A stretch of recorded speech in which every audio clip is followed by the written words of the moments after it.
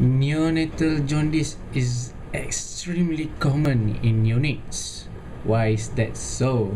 This is because the premature liver, which didn't have the enzymes that called as glucuronide transferase, which involves in conjugating the bilirubin to the conjugated site. Why we are so concerned about the jaundice, and what is jaundice anyway? The jaundice is discolorations, yellow discolorations that deposits to the skin and the scleras of the eyes. And if the high jaundice, we are afraid because the jaundice is indicates of the serum bilirubin levels. The serum bilirubin level, there are two things.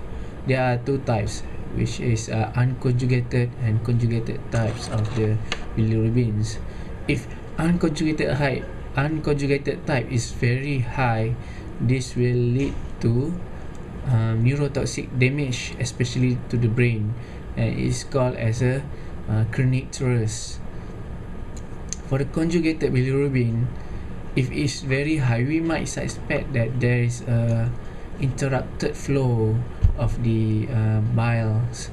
Usually it's because of the biliary atresia, whereby the biles that's supposed to be that in go through to the duodenum is not there. So the pooling of the bile, conjugated bile, will damage the liver and causing liver failure. And there are the two things that we are afraid of. So usually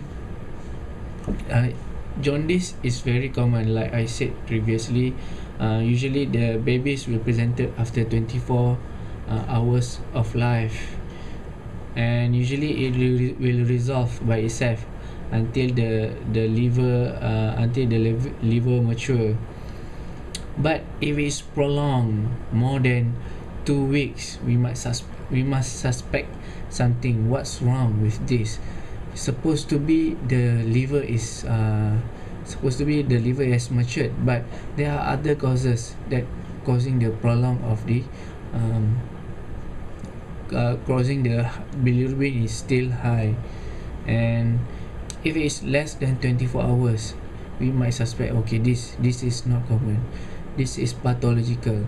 Probably you must know that the bilirubin usually is a product of the hemoglobin.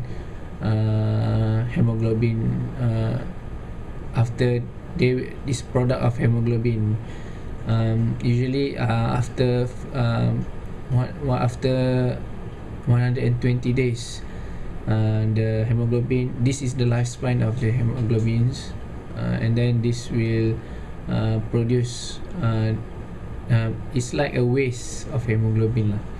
Okay, it's a byproduct of the hemoglobin. So we might suspect that there's something wrong with the red blood cell, probably because the defect in anything, the membranes, spherocytosis, spherocytosis,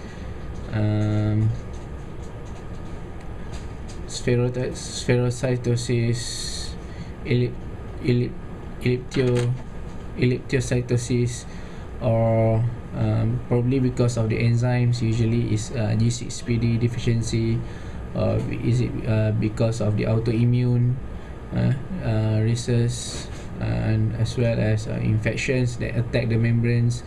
What else? Other things, thalassemia, yes, the defect of the hemoglobin itself. Hemoglobin production is not there is defective there. So all these red blood cell problems, if it's happen, so usually appears in very early in life, right after birth. They represented like that. So we must look for the so we must detect which type that causing this, and further management will be done. The jaundice also can happen in a breastfeeding baby. It's due to the breastfeeding process itself, and because of the breast milk. Usually, if the breastfeeding, because of you are not giving enough milk to the babies, because the protein intakes, and this will increase the we are not giving the appropriate intake to the babies, calories and all that. So there will be increase in hepatic circulations, enterohepatic circulations. So this will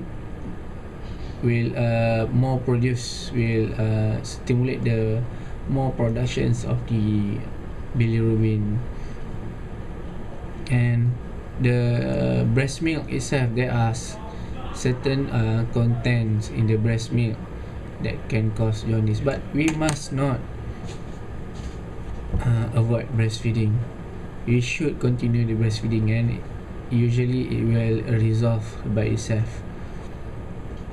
Other things that occur 24 hours, there are a lot of things that is pathological. If more than 24, more than for 2 weeks, or if it's a very high, so we need to take further actions. So if it's very high, usually if it's very high, we will go for phototherapy. And if it's too high, more than 360 micromole per liter, so we usually go for the exchange transfusions. That's the treatment if the bilirubin is uncontrolled. So if it's prolonged bilirubin, the bilirubin is not reduced to the normal state, to below than 100, for example, or it stays the same more than 2 weeks, it's probably because of the infection itself, usually because of the urinary tract infections, or it may be due to the sepsis, the neonatal sepsis, either from the mother or either from the ventilations, incubations, in an ICU. So all these neonatal sepsis will promote the prolonged jaundice. If the mothers had used drugs, for example, during the antenatal, this will cause prolonged jaundice. And like I said, infections such as UTI, neonatal sepsis, if there is problems in liver itself, this will causing the prolonged jaundice. The famous cause is Crigler-Najjar syndrome, and if the babies had hepatitis as well, this will causing the prolonged jaundice. So we must detect in our minds. We must know that whether this occur within 24 hours or after 20 hours, the time frame, and whether it's unconjugated or conjugated. We must know at the back of our mind what are the complications that will lead. If it's very high, we must be very concerned about that. And usually look for the causes. We maintain the if it's very high, we reduce it. If it's still prolonged, we look for the causes that causing jaundice. So at the presentations of the baby, presentations, if it's a conjugated hyperbilirubins, usually the babies will have jaundice, yes, and as well as the stools will be pale and the urine will be darkened. So we must suspect is this probably the babies have conjugated jaundice. And if it is due to the biliary atresia, this is an emergency, and so we need to intervene as soon as possible. The The intervention is a Kasai procedure whereby you anastomose the atresia to the gut, okay, to prevent the liver damage. So these are the things that we must think in our mind. There are a lot of things that related to neonatal jaundice that I can talk in a very short time frame, but I will talk more about it later. Thank you.